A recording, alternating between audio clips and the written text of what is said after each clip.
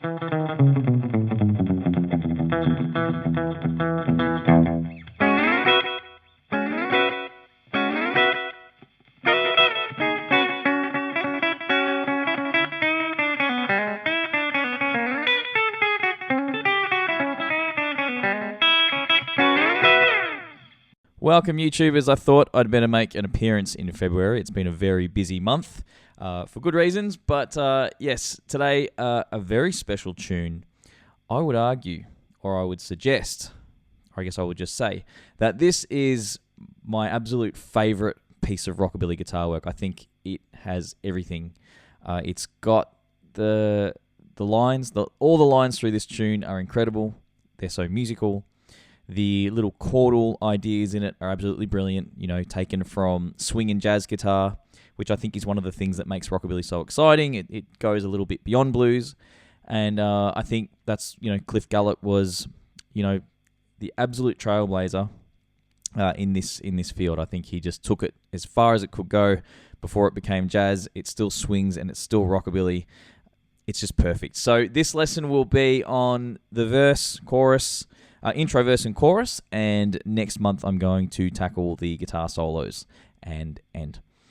So if you're not familiar with this tune, go have a listen, okay? I've actually done a tutorial on the Reverend Horton Heat version. I don't know why. I just thought that'd be fun to kind of do, but the truth is I never actually learnt this song, even though I played it many times in rockabilly bands. I would always play it just from what I'd heard from listening to the song a million times. I sort of had a rough idea. I'd picked loosely along with it, but digging in deep with it has actually proven to be very, very interesting. Now, I'm not sure if many of you know, but Cliff Gallup actually used a thumb pick, and he used basically like a banjo pick on his first finger. So his guitar tone is very hard to reproduce. And something that I'd also like to mention is, and many of you would have heard this, that the duo jets back then had a plastic top, like a hard plastic material with no wood under the face. So that's a very unique guitar tone that you're hearing on the original Gene Vincent recordings with Cliff Gallup with his duo jet. So trying to replicate that tone, I'll just quickly get into some tips about that. Use your amp, okay, because you're probably not going to play with a thumb pick and a steel pick on your finger. Bring your treble up. Whatever you think your treble settings should be, bring them up. Bring everything up, and you'll sound a lot more like Cliff Gallup. The other way you can sound like Cliff Gallup is to work on this intro and solo meticulously, okay? And what I mean by that is don't rush it. Don't try and play it too quick, too soon. Take your time, get it nice and clean and accurate, because Cliff Gallup was a very clean, accurate player, and that's a big part of your guitar tone. As a little bonus as well, I'm going to grab my phone and I'm going to show you the settings on, it's just a digital pedal board. There's nothing amazing that I'm using today. I am using a valve amp, which I think is crucial. I kind of got the best of both worlds here. I've got my digital, it's just a Moore thing, so I'll talk about this in another video. But have a look at this. Okay, you can see there, let me see if I can zoom in on that a little bit. It says tape because I'm using tape delay. So have a look at the settings there. I didn't think very hard about these settings at all. There's my tape delay settings. Here's my, I've actually got the amp setting on this as a 65 US tweed. I'm kind of surprised about that.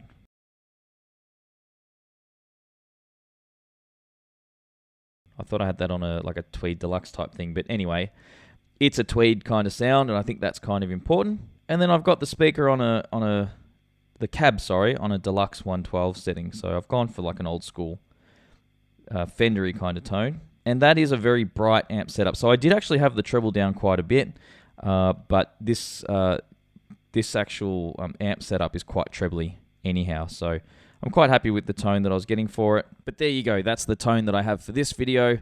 It's actually come out quite trebly. I didn't look very hard at this setting. I played around for about a minute and went, there it is.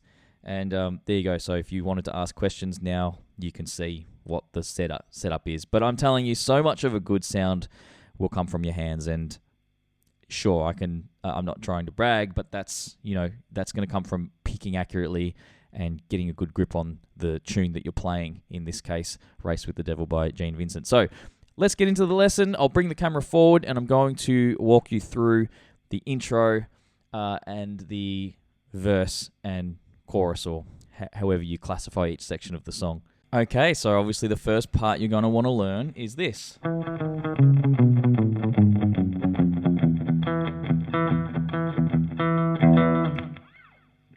Okay. So this is an E major scale walking backwards.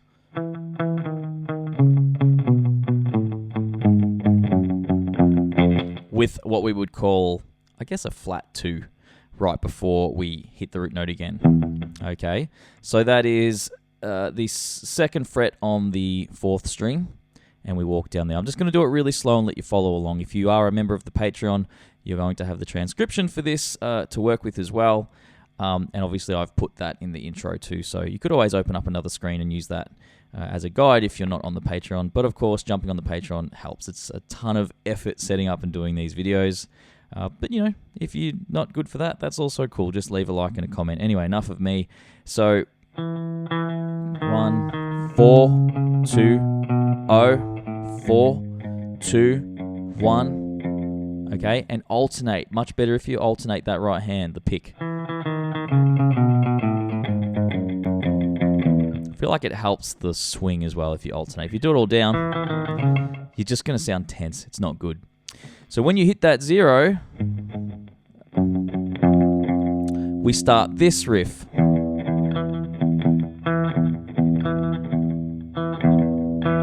Okay, let me just do that again. That one's I really struggle to play that one slow because the ending of it. Let me just play that again with my eyes on the... This is why I make sure I've got the transcription.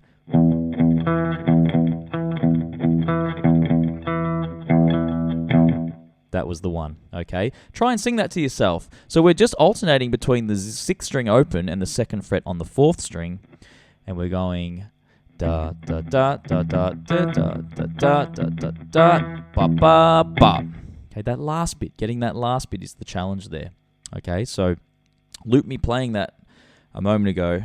If you have to, loop me playing it like 10 times. Try and see if you can sing along with it. When you can sing along with it, it's not going to be that hard to play. Okay. Then the next thing that comes along here, and by the way, watch the right hand.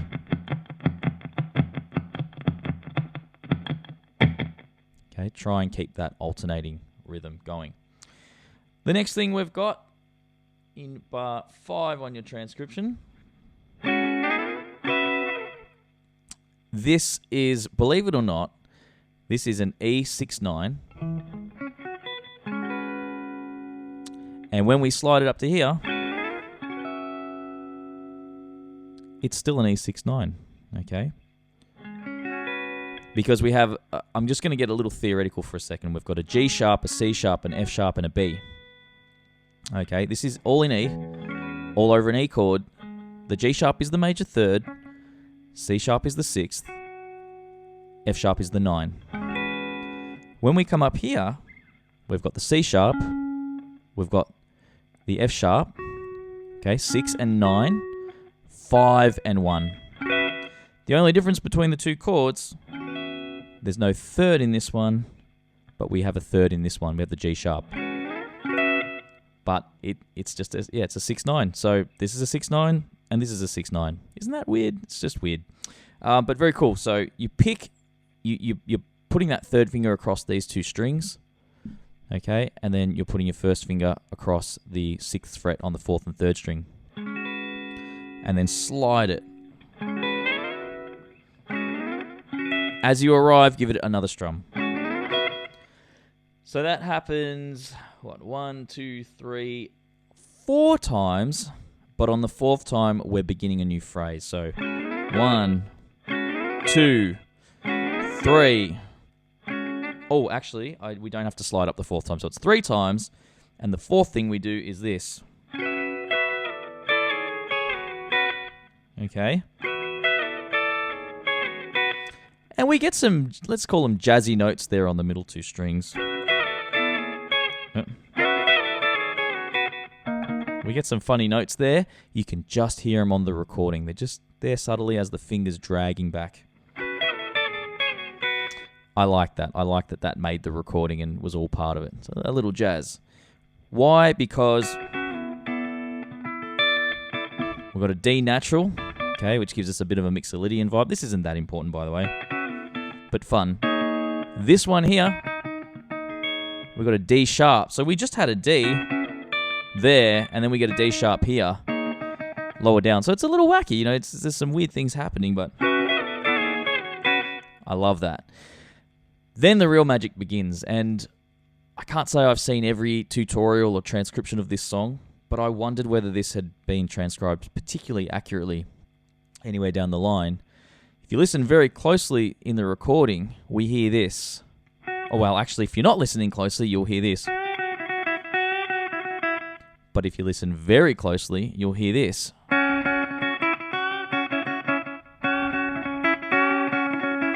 Really, really subtle. You can only just hear it. Now, with a plastic thumb pick, which I believe he used a plastic thumb pick, don't quote me on it, and a steel finger pick, you're going to get a very subtle sound on your third string and a very bright sound on your second string. And I get the feeling that's what was happening there. So, what we're doing in this next bit, so we've come off.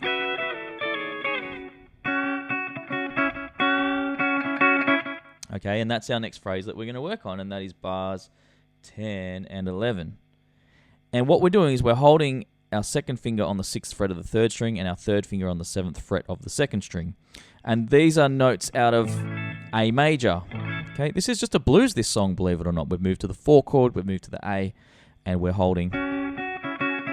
playing key notes out of an A. In fact, we're making an E6, and we're bending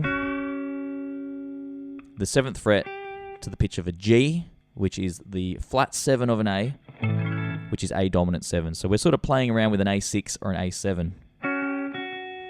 Okay, so you use your second finger on the second string and pick the third string. But try and get your nail involved so you get that nice, bright sound. And then this is what I mean about the tone. Like, these things are really important to your tone. So we're doing this. We're 6 and bending that 7 by pulling down. You'll need to pull down so you don't bump into the third string.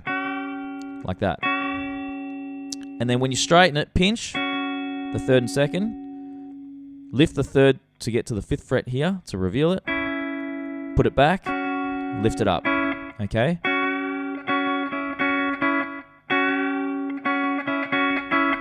Like that. So that's the phrase. Now the next phrase, we've gone back to E. Okay? The chord's gone back to E. And what we're doing is we're bending into the note E, like that. So he's bending in from the major 7. We're not thinking major 7, though. We're not thinking... That's not happening, trust me. We don't want to hear that in a rockabilly or blues setting unless it's real jazzy or, painfully contemporary. So what's happening here is we're just getting a little bit of that tension going into the E. So the line goes...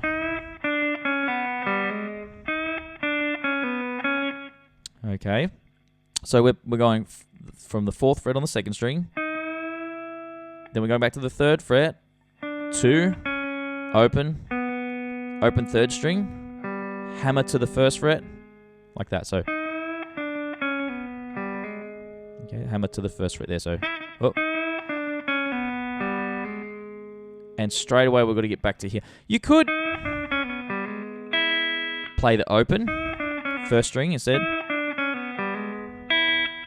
Then 3, 2, 0, 2. Okay. Or you do the bend again. So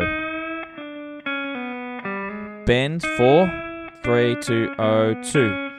Up to you. I'm confident, very confident he's doing that bend again. It's quite remarkable because not easy to get to, but you've got the option of going a little easier. What is a little tricky is you've got to come straight off this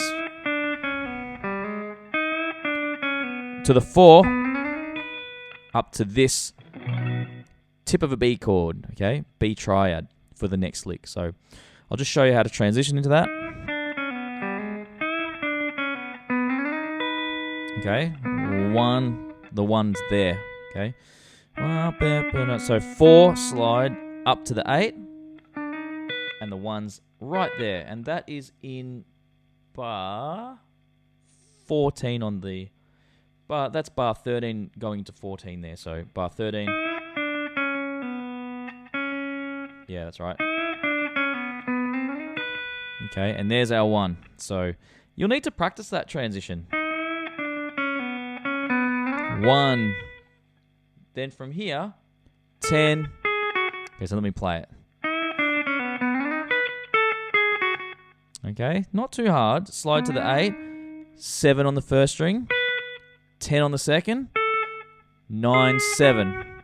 9, 7, okay? Okay, now, from here, we come back. By the end of the bar, we need to hit this 5 going into bar 15. So I'm going to show you how this... I'll show you the lick and then I'll show you how it connects. So we go... Okay. I'm going to explain something in a second there. We're going to play that open first string to give us time to transport our hand. So come off this. Boom, bop, bop, bop, bop. There. Okay, so make sure you into bar 15. And then the lick. Okay, so we've done the 5 into the 6.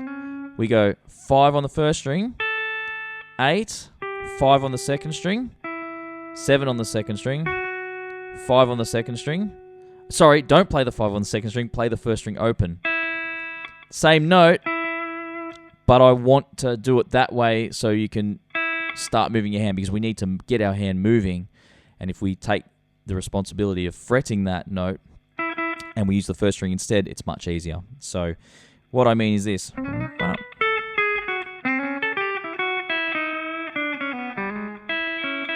See that? Very, very smooth. So it's almost like one really long lick. So we're going to build that up.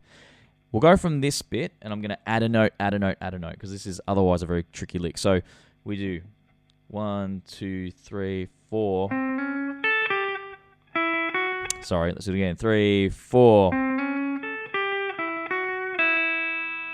Okay, so 8, 5, 7, open, and then you're now ready to start that final.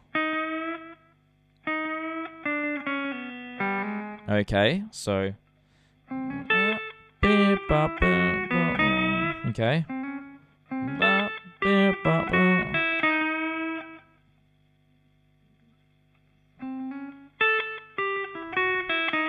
Yeah, that's right. I think I've been playing that rhythm a little funny. Let me just play that for you one more time.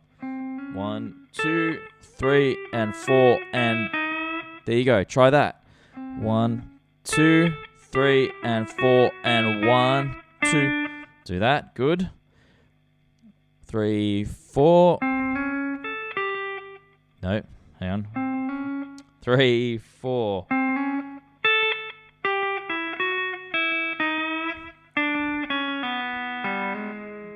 Okay, so we've gone 3, 2, 0, 0, 1 on the third string. This is the same lick as before now, so hopefully you've got that. I just kind of wanted to build up that transition, and then once you get to that 0, 1, you've done the same licks that you've done before. It's the same, exactly the same as what you've already done. It's just I sort of went over that way too many times because I wanted to help you bridge those two things together, and then you finish from here with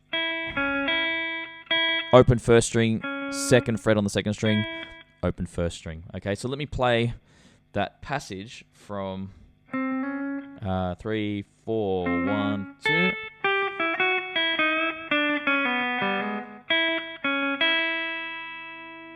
Hopefully that made sense and comes together for you. So from here, the last thing you do is this little slide again on the E, 6, 9 chords. All right, I'm going to play through. I'll play through the whole thing really nice and slow. So once you've done a bit of work and come back, you can give this a shot. 3, 4.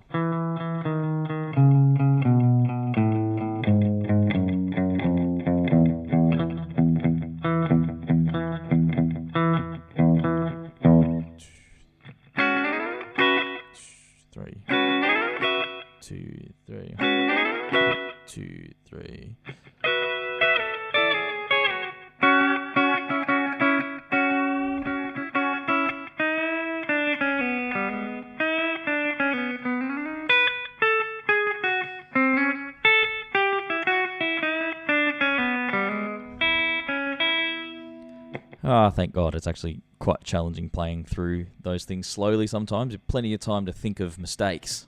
Well, I hope you enjoyed that. Stick around. Make sure, if you're not subscribed to the channel, definitely hit subscribe. And if you would like to support the channel, jump on the Patreon, a couple $2 a month.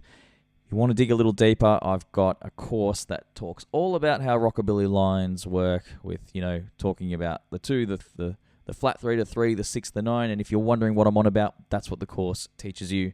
And it's just been getting rave reviews from anyone that does it. It really apparently turns lights on for people, and that was the whole point. It turns that light over there on for people. No, they've got their own lights, I suppose. Check it out, and of course, leave a comment, or if you've got any thoughts, or if you, I don't know, just comment if you like, or if you want to say something cheeky, that's fine. I will see you all in the next video next month. Thank you so much for playing along, and hopefully you had a good time. See you later.